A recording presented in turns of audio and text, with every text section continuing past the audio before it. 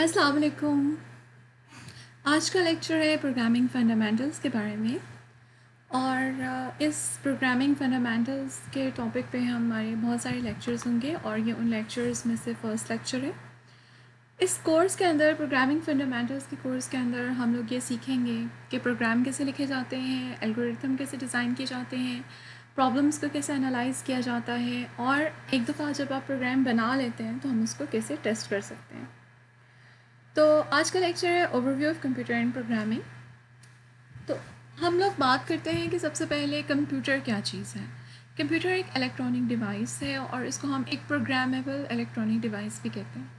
What is meant by programmable electronic device? इसका मतलब ये है कि हम कंप्यूटर को प्रोग्राम कर सकते हैं, उसकी हार्डवेयर को प्रोग्राम कर सकते हैं, हम उसके अंदर नई चीज़ें इंस्टॉल कर सकते हैं, हम उसको अपने काम जो भी काम हम उससे लेना चाहते हैं हम उसको उसके लिहाज से प्रोग्राम कर सकते हैं।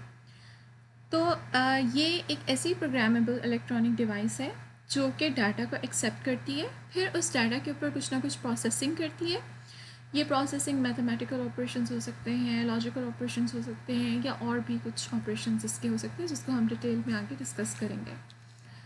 और उसके बाद फिर ये ऑपरेशंस करने के बाद जो रिज़ल्ट्स हैं वो हमें शो करवा देता है कंप्यूटर, और या फिर उन रिज़ल्ट्स को स्टोर कर देता है। तो जैसे हमने देखा कि कंप्यूटर की हमने बात की कि प्रोग्रामेबल डिवाइस है, तो इसके अंदर हमारे पास क्या होता है कि हार्डवेयर होती है जिसको हम शुरू में प्रोग्राम करते हैं। अब देखें, हमारे पास एक मशीन है जिस मशीन के अंदर सिर्फ करंट जा रहा है। अब उस मशीन को जो है वो करंट जा रहा है मशीन के अंदर या सर्किट के अंदर, या करंट नहीं जा रहा। कंप्यूटर सिर्फ इस लैंग्वेज को समझता है। तो उस लैंग्वेज के लिहाज से हम कंप्यूटर के अंदर प्रोग्राम्स लिखते हैं, हम कंप्यूटर को इस तरह से बनाते हैं, इसमें इतनी एबिलिटी पैदा करते हैं कि हम कंप्यूटर से मुख्तलिफ़ किस्म के काम ले सकें। ये जो एबिलिटी हम पैदा करते हैं ये भी हम प्रोग्राम्स लिख कर ही पैदा करते हैं। तो इसी वजह से हम इसको कहते हैं कि ये एक प्रोग्रामेबल डिवाइस है। अब कंप्यूटर से हम क्या क्या काम ले सकते हैं, लाइक हम ऑफिस वर्क के लिए कंप्यूटर यूज़ होता है, एंटरटेनमेंट पर्पसेस के लिए, इंफॉर्मेशन एक्सेस करने के लिए, for educational purpose, online shopping, video conferencing और बहुत सारी ऐसी चीज़ें हैं जिनके लिए कंप्यूटर यूज़ होता है। तो हमने जो कंप्यूटर की डेफिनेशन हमने कही उसमें यह था कि कंप्यूटर एक प्रोग्रामेबल इलेक्ट्रॉनिक डिवाइस है जो डाटा को एक्सेप्ट करती है। डाटा को कहाँ से कैसे एक्सेप्ट करती है? डाटा को कीबोर्ड के थ्रू एक्सेप्ट करेगी। हम कीबोर्ड से डाटा एंटर करते हैं, माउस से हम ऑप्शन कोई ना कोई चूज़ करते हैं, वो जो हम चूज़ कर रहे हैं माउस से ऑप्शन, वो हम डाटा उसके अंदर एंटर करें। हम फ्लैश ड्राइव से डाटा एंटर करते हैं, हम CD ROM से डाटा एंटर करते हैं, हम स्कैनर के थ्रू डाटा एंटर कर सकते हैं। इसी तरह से अब ये डाटा को जब प्रोसेस करता है, programmable electronic device design to accept, process and display results.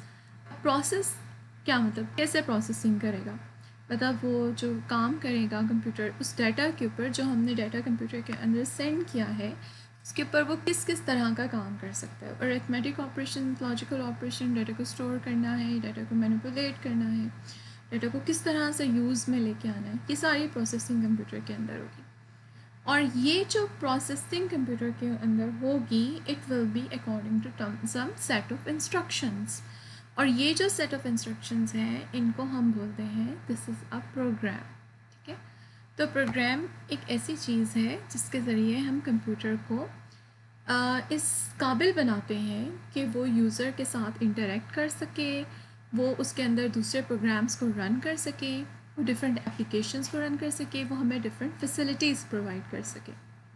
उसके बाद जब कंप्यूटर ने ये प्रोसेसिंग कर ली, अब नेक्स्ट स्टेप क्या होगा कि वो उस डाटा को डिस्प्ले करेगा।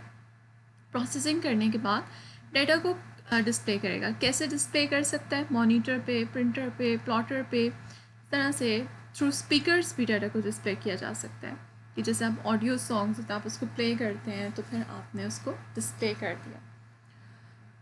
तो उसके बाद ये है कि आपने डाटा को उसके बाद क्या किया, डिस्प्ले। वैसे नॉर्मली तो आप यही कह सकते हैं कि डिस्प्ले मीन्स कि आप उसको शो ऑफ कर रहे हैं। ठीक है, तो ठीक है, आप वीडियो को जो शो ऑफ करते हैं, लेटर्स को शो ऑफ करते हैं, वो आप थ्रू कोई विजुअल्स जो भी हैं उसके थ्रू कर सकते हैं। जैसे मॉनिटर है उसमें आप कर रहे हैं, स्कैनर में कर रहे हैं, प्रिंटर पे कर रहे हैं, प्लॉटर पे कर रहे हैं। तो इन सारी चीज़ों के साथ आप डाटा को शो करवा रहे हैं। इसी तरह से अगर ऑडियो फाइल है तो उसमें अगर आप उसमें जो डाटा है उसको आपने शो करना है तो आप थ्रू स्पीकर्स शो करेंगे। इसी तरह डाटा को स्टोर आप कर सकते हैं, वो है थ्रू आप उस सीडी में स्टोर कर सकते हैं, राइट कर सकते हैं डाटा को, हार्ड डिस्क में कर सकते हैं, यूएसबी में स्टोर कर सकते हैं। कंप्यूटर बेसिक ऑपरेशंस क्या परफॉर्म करता है? तो computer performs 4 basic operation. Receive input data, ठीक है, कुछ डाटा उसके अंदर जा रहा है जिसको वो रिसीव कर रहा है, प्रोसेस कर रहा है डाटा को, produce output and store data. तो ये कुछ काम है जो वो काम कर रहा है। तो यहाँ पर यही चीज़ें यहाँ पर एक्सप्लेन की हुई हैं कि बेसिक उसके ऑपरेशंस क्या हैं। डाटा कंप्यूटर के अंदर जा रहा है, उसके अंदर प्रोसेसिंग हो रही है, और वो जो प्रोसेसिंग है जो डाटा की फॉर्म में थी, जब प्रोसेसिंग होने के बाद अब वो इंफॉर्मेशन बन गई।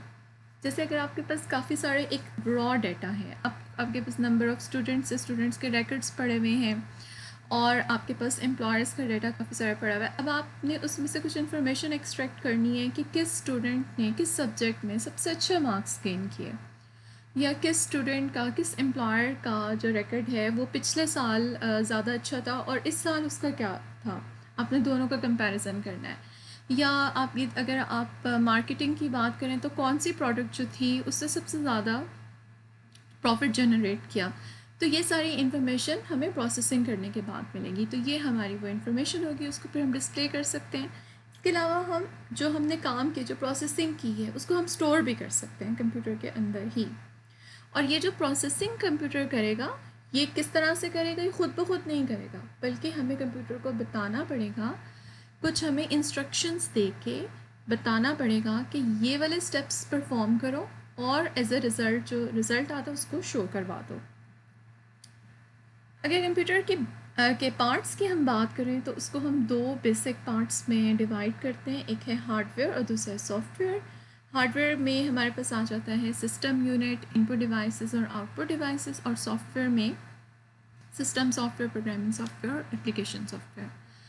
तो हम इसको डिटेल में भी आगे करते जाएंगे। फर्स्ट जो चीज़ है वो जो इसमें आप देख रहे हैं कि हमारे पास जो सिस्टम यूनिट है, वो ये जो आपको एक रेक्टेंगुलर बॉक्स नज़र आ रहा है, this is what we call system unit, ठीक है।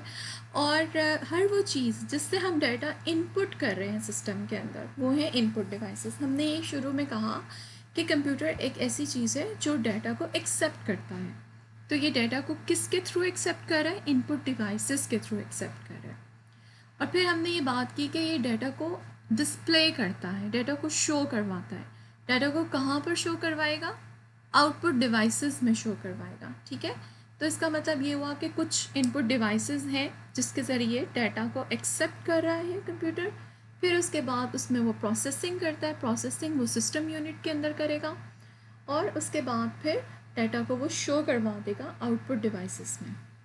ये तो होगा उसके हार्डवेयर कंपोनेंट्स। अगर हम सॉफ्टवेयर की बात करें तो देखिए, कंप्यूटर एक मशीन है। मशीन सिर्फ ये समझती है कि एक सर्किट, उसके अंदर बहुत सारे सर्किट्स हैं। सर्किट में आप ये समझ लें कि जैसे ब्लैंक्स हैं, और जब उस ब्लैंक में से करंट पास हो रहा है तो उसकी वैल्यू 1 है, और जब उस ब्लैंक में से करंट पास नहीं हो रहा तो उसकी वैल्यू 0 है। तो कंप्यूटर सिर्फ 1 0 1 0 की लैंग्वेज ही समझता है। अब कंप्यूटर को इस काबिल बनाने के लिए कि हम उसके ऊपर काम कर सकें, हमें ऐसी सॉफ्टवेयर्स लिखनी पड़ती हैं, हमें ऐसे सॉफ्टवेयर्स मिल भी जाती हैं कि कंप्यूटर का जो सिस्टम है, मेन जो उसकी हार्डवेयर है, हम उसको उसके साथ इंटरेक्ट कर सकें। मतलब हार्डवेयर को यूजेबल बनाने के लिए जो सॉफ्टवेयर्स लिखी जाती हैं, ऐसे सॉफ्टवेयर, ऐसे प्रोग्राम्स जो हमारे लिए हार्डवेयर को कैपेबल बनाते हैं कि हम उस हार्डवेयर को यूज़ कर सकें। मतलब इस कंप्यूटर की मशीन को यूज़ कर सकें, हम माउस को यूज़ कर सकें, हम कीबोर्ड को यूज़ कर सकें। तो वो वाली सारी सॉफ्टवेयर्स, उनको हम सिस्टम सॉफ्टवेयर कहते हैं। यानी कि वो सारी सॉफ्टवेयर्स जो सिस्टम को ऑपरेट करने के लिए यूज़ हो रही हैं, ठीक है। जब हमने वो सारी सॉफ्टवेयर्स कंप्यूटर के अंदर इंस्टॉल कर दी, जैसे ऑपरेटिंग सिस्टम हमारे पास कौन कौन सा ऑपरेटिंग सिस्टम, विंडोज़ एक ऑपरेटिंग सिस्टम है, लिनक्स ऑपरेटिंग सिस्टम है, ये सिस्टम सॉफ्टवेयर्स हैं। ये जब हम कंप्यूटर के अंदर इंस्टॉल कर देते हैं तो अब फिर हम कंप्यूटर के ऊपर काम करने की पोजीशन में हैं कि हम कंप्यूटर के साथ इंटरेक्शन कर सकें। लेकिन जब कोई भी उसके ऊपर सिस्टम सॉफ्टवेयर इंस्टॉल नहीं हुई हुई तो उस वक्त हम कंप्यूटर के साथ बिल्कुल भी किसी तरह का कुछ भी इंटरेक्शन नहीं कर सकते। फिर हमारे पास एक और तरह की सॉफ्टवेयर्स आती हैं, प्रोग्रामिंग सॉफ्टवेयर्स। ये वो सॉफ्टवेयर्स होती हैं जिसमें हम प्रोग्राम्स लिखते हैं। इस कोर्स के अंदर हम C++ के अंदर प्रोग्राम्स लिखेंगे। तो ये वो सॉफ्टवेयर्स होती हैं जिसमें यूज़र प्रोग्राम्स लिखते हैं, और ये प्रोग्राम्स डिफरेंट, जैसे एडिशन, कैलकुलेशन किसी चीज़ की, या फिर आपने स्टॉक मार्केट की प्रेडिक्शन करनी है, या फिर आपने दो नंबर्स की एडिशन करनी है, या आपने कैलकुलेटर बनाना है, वटेवर आपने जो भी प्रोग्राम बनाना है, जो यूज़र ने प्रोग्राम बनाना है, वो सारा आप इस प्रोग्रामिंग सॉफ्टवेयर के अंदर बनाएंगे। ये प्रोग्रामिंग सॉफ्टवेयर डिफरेंट टाइप्स की हो सकती हैं, डिफरेंट लैंग्वेजेस के लिए डिफरेंट टाइप्स की सॉफ्टवेयर्स होती हैं। कंप्यूटर में बेसिकली दो तरह की मेन हम जो डिवीजन करेंगे वो दो डिवीजन्स हैं। एक है मशीन लेवल लैंग्वेज जो कि है 0-1 की लैंग्वेज जो कंप्यूटर समझता है सिर्फ, और एक है हाई लेवल लैंग्वेज जो कि हम ह्यूमन समझते हैं। तो जो प्रोग्रामिंग सॉफ्टवेयर्स हैं ये हाई लेवल लैंग्वेज के लिए डिज़ाइन की जाती हैं कि हम यूज़र्स जो हैं वो प्रोग्रामिंग सॉफ्टवेयर के अंदर अपना प्रोग्राम लिखेंगे और उसके बाद फिर वो ट्रांसलेट कर दी जाएगी मशीन लेवल लैंग्वेज में, यानी 0-1 की फॉर्म में वो ट्रांसलेट कर दी जाएगी और कंप्यूटर जो है उसको समझ लेगा और अकॉर्डिंगली वो उसकी इंस्ट्रक्शंस पे को इम्प्लीमेंट करेगा। तो इसमें हमारे पास काफ़ी रिच अभी टेक्स्ट है, काफ़ी सारी बातें हैं जो प्रोग्रामिंग सॉफ्टवेयर की अभी हमें समझनी है। लेकिन अभी फ़िल वक्त के लिए अभी आप इसको ये समझें कि हमारे पास 3 तरह के सॉफ्टवेयर्स हैं। एक हमारे पास सिस्टम सॉफ्टवेयर है जो कि सिस्टम को कैपेबल बनाती है कि हम उसके साथ इंटरेक्ट कर सकें। दूसरी हमारी प्रोग्रामिंग सॉफ्टवेयर्स हैं जो कि यूज़र को ये फैसिलिटी प्रोवाइड करती है कि यूज़र उसके ऊपर कुछ काम कर सके, यूज़र कुछ प्रोग्राम्स बना सके। उसके बाद तीसरी तरह के जो सॉफ्टवेयर्स हैं वो हैं एप्लीकेशन सॉफ्टवेयर्स। ये वो सॉफ्टवेयर्स हैं जो हमें कुछ फैसिलिटीज़ प्रोवाइड करती हैं, कुछ एप्लीकेशंस प्रोवाइड करती हैं, लाइक वर्ड है, माइक्रोसॉफ्ट एक्सेस है, एक्सेल है, पावर पॉइंट है, जिसके अंदर हम कुछ जैसे प्रेजेंटेशंस हमने बनानी है, या वीडियो एडिटर है, या वेब ब्राउज़र है, ये सारी एप्लीकेशन सॉफ्टवेयर्स हैं जो हमें डिफरेंट एप्लीकेशंस प्रोवाइड कर रही हैं कि हम कंप्यूटर के अंदर अगर डिफरेंट टाइप के काम करना चाहते हैं तो हम इन सॉफ्टवेयर्स को यूज़ करते हुए काम कर सकते हैं। अगर सिस्टम सॉफ्टवेयर कंप्यूटर के ऊपर इंस्टॉल्ड नहीं है तो एप्लीकेशन सॉफ्टवेयर, प्रोग्रामिंग सॉफ्टवेयर हम उसके ऊपर रन नहीं कर सकते। अब बात करते हैं हम हार्डवेयर की। तो हमने शुरू में कहा कि कंप्यूटर को हम यहाँ पे हमने बात की कि कंप्यूटर को दो हिस्सों में डिवाइड कर सकते हैं। अब इनको हम ज़रा डिटेल में डिस्कस करेंगे। पहली चीज़ है हार्डवेयर। हार्डवेयर ये है कि the system unit is the core of a computer system. ये जो आपको रेक्टेंगुलर बॉक्स नज़र आ रहा है इसको हम सिस्टम यूनिट कहते हैं। नॉर्मली लोग इसको CPU बोलते हैं, but this is not CPU, इसको हम सिस्टम यूनिट कहते हैं। इस सिस्टम यूनिट के अंदर CPU भी होता है, मेमोरी भी है, हार्ड डिस्क भी है, और इसके अंदर और भी चीज़ें हैं जो कि ये आप देख रहे हैं कि ये सारी सिस्टम यूनिट के अंदर ये चीज़ें, display card, sound card, processor, motherboard, ये सारी हमारी हार्डवेयर कंपोनेंट्स हैं जो कि इस रेक्टेंगुलर बॉक्स के अंदर है।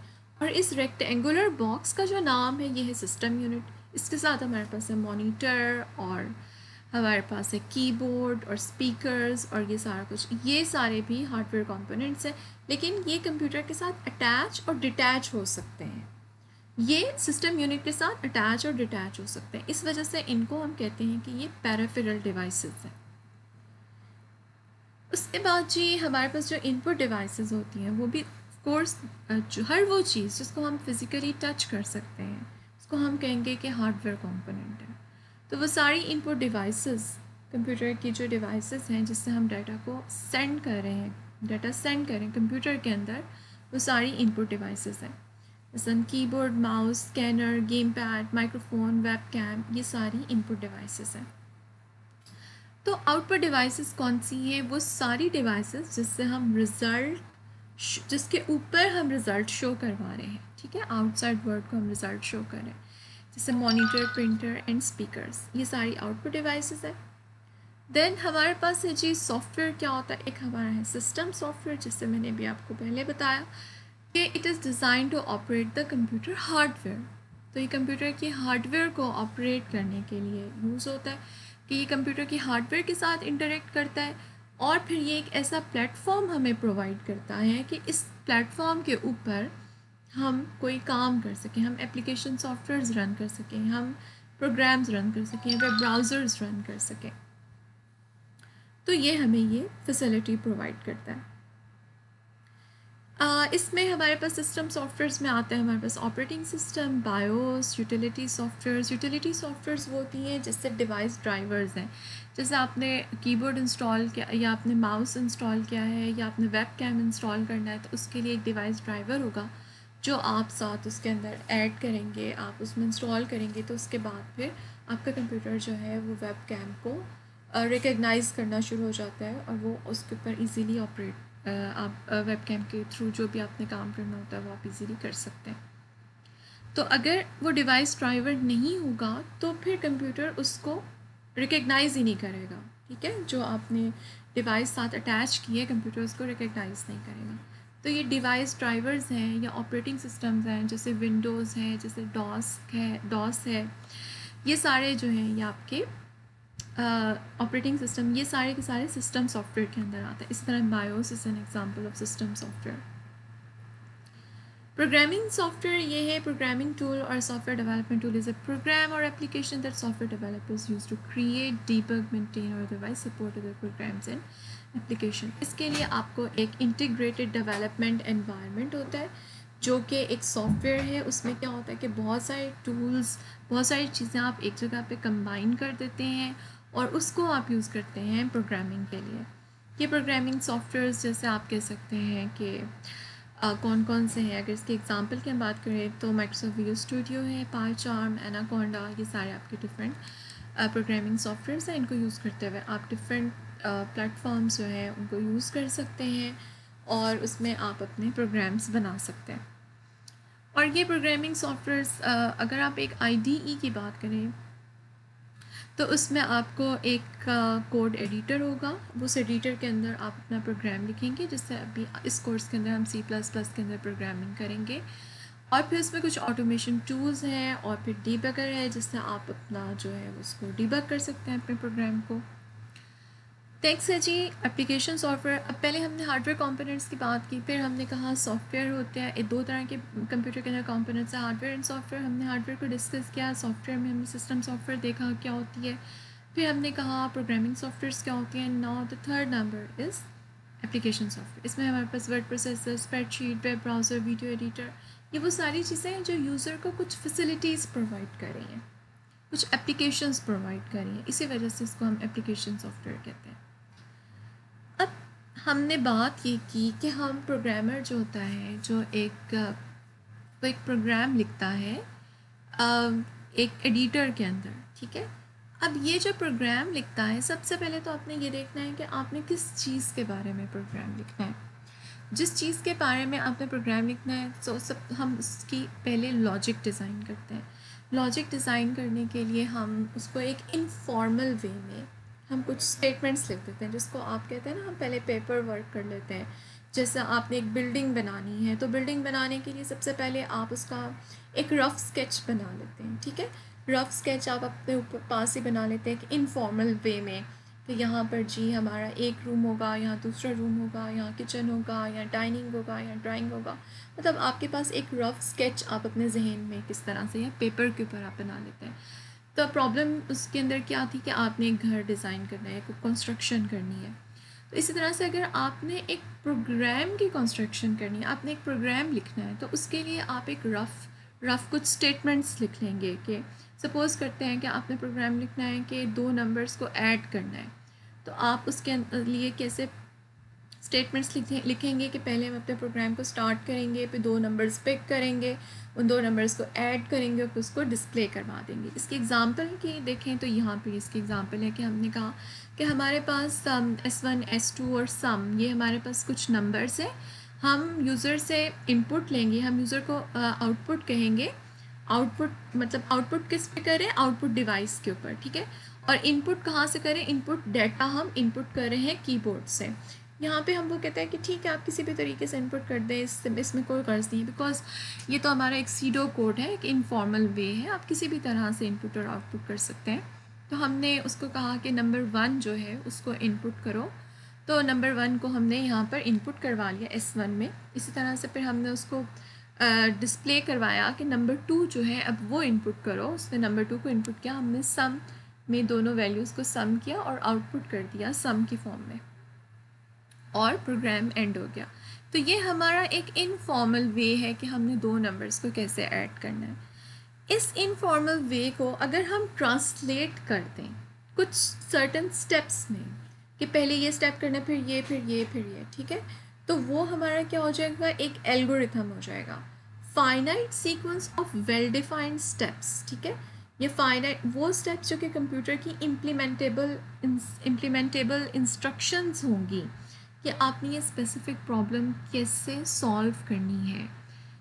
वो जो स्टेप्स हमने लिखे हैं वो हमारा एक एल्गोरिथम बन जाएगा। जैसे अगर हमने दो नंबर्स को ऐड करना है तो हमने उसको स्टेप वाइज ऐसे लिख दिया। पहले क्या करना है, स्टार्ट करें, डिक्लेयर करें वेरिएबल्स, रीड करें वैल्यूज़, ऐड करें इन सारे नंबर्स को, डिस्प्ले कर दें सम, और फिर स्टॉप कर दें। मतलब हमने एक स्पेसिफिक वे में स्टेप बाय स्टेप बता दिया कि पहले ये स्टेप करना है, फिर ये स्टेप, फिर ये स्टेप, फिर ये स्टेप। ये सारे स्टेप्स जब आपके कंप्लीट हो जाएंगे तो फिर आपका ये एल्गोरिथम कंप्लीट हो जाएगा।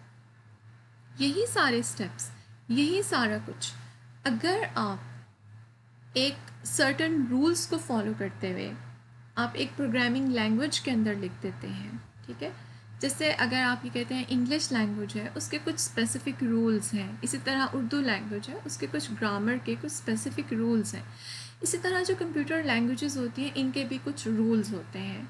कोर्स ये रूल्स उन लैंग्वेजेस से डिफरेंट हैं, हर लैंग्वेज के अपने कुछ रूल्स हैं जिसको हमें फॉलो करना है। उन रूल्स को फॉलो करते हुए आपने क्या करना है, इस एल्गोरिथम को उठा के उसमें ट्रांसलेट कर देना है। तो जब आप उसको ट्रांसलेट कर देंगे तो ये आपका प्रोग्राम बन जाएगा। यहाँ पे ये दो नंबर्स को ऐड करने का प्रोग्राम बताया हुआ है। तो फर्स्ट पोर्शन है, इसमें हेडर फाइल्स हमने ऐड की हुई हैं, सेकेंड पोर्शन में हमने इसको इम्प्लीमेंट किया हुआ है। तो इसमें इतना परेशान होने की ज़रूरत नहीं है कि ये कैसे है, क्या है, इसको हम बहुत डिटेल में डिस्कस करेंगे। हमने अपने कोर्स में यही C++ को ही लेके चलना है। ये जो लिखा हुआ है इंक्लूड आईओ स्ट्रीम, ये एक हेडर फाइल है आईओ स्ट्रीम, यानी इनपुट आउटपुट स्ट्रीम। इसको जब हम ऐसे इंक्लूड करते हैं तो ये एक लाइब्रेरी है और इसको हम लोगों ने उठाकर इसके अंदर इंक्लूड कर लिया, ठीक है। उसके बाद हमने ये किया कि हमने अपने प्रोग्राम जो सिंटेक्स है उसका ये है C++ का, कि हमने मेन से अपना प्रोग्राम शुरू करना होता है। और ये जो फर्स्ट आपको कर्ली ब्रैकेट नज़र आ रही है इसका मतलब है स्टार्ट, और जो लास्ट वाली कर्ली ब्रैकेट आपको नज़र आ रही है ये वाली, यहाँ पर अगर मुझे माउस इसके ऊपर आ गया है, ये जो लास्ट वाली आपको कर्ली ब्रैकेट ये वाली नज़र आ रही है इसका मतलब है एंड, ठीक है। तो यहाँ से ये स्टार्ट हो रहा है, शुरू से यहाँ से स्टार्ट हो रहा है और करते करते करते यहाँ पर आगे यहाँ एंड। और यहाँ पे उसी तरह से हमने जैसे पहले हमने कहा था एल्गोरिथम में कि डिक्लेयर वेरिएबल्स, तो ये हमने इंट का मतलब है इंटीजर, और हमने 3 वेरिएबल्स डिक्लेयर कर दिए। अब सी आउट का मतलब है ये आउटपुट कर दो इसको, ठीक है।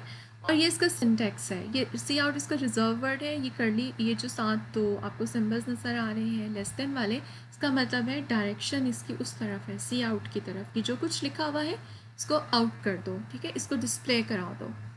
एंटर टू इंटीजर्स, ठीक है, ये जो इन्वर्टेड कॉमास के अंदर जो कुछ भी लिखा हुआ है इसको एज इट इज़ वो डिस्प्ले करा देगा।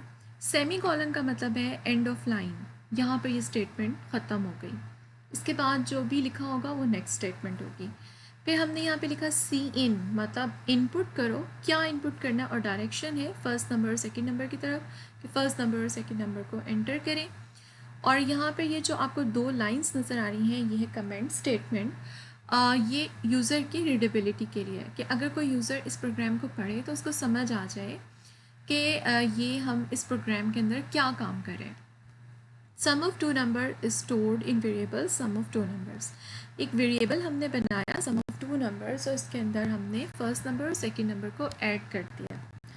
ओके, आप लोगों को अगर नहीं पता कि वेरिएबल्स क्या हैं और कांस्टेंट क्या है, तो मैं आपको ये बताती चलूँ कि कांस्टेंट एक ऐसे वैल्यू है जो कि चेंज नहीं होती, जैसे 1 2 3 4 5, मतलब 1 हमेशा 1 ही रहेगा। अगर आप उसके अंदर एक और 1 ऐड कर देंगे तो वो 2 बन जाएगा, ठीक है। तो वो हमेशा वो चेंज हो जाएगा। कांस्टेंट की वैल्यू जो है वो 1 जो है वो 1 ही रहेगी, जो 2 है वो 2 ही रहेगा। लेकिन वेरिएबल का मतलब होता है जिसकी वैल्यू वेरी करती रहती है। आप इसको ऐसे समझ लें, जैसे ये एक बॉक्स है वेरिएबल को, ठीक है। एक बॉक्स है और उसके ऊपर लिखा हुआ है सम ऑफ 2 नंबर्स, ठीक है। तो उसके अंदर आप जो भी वैल्यू डालते जाएंगे, सम ऑफ 2 नंबर्स की वही वैल्यू आएगी। जैसे सपोज करें एक बॉक्स है, उस बॉक्स के ऊपर लिखा हुआ है सम ऑफ 2 नंबर्स।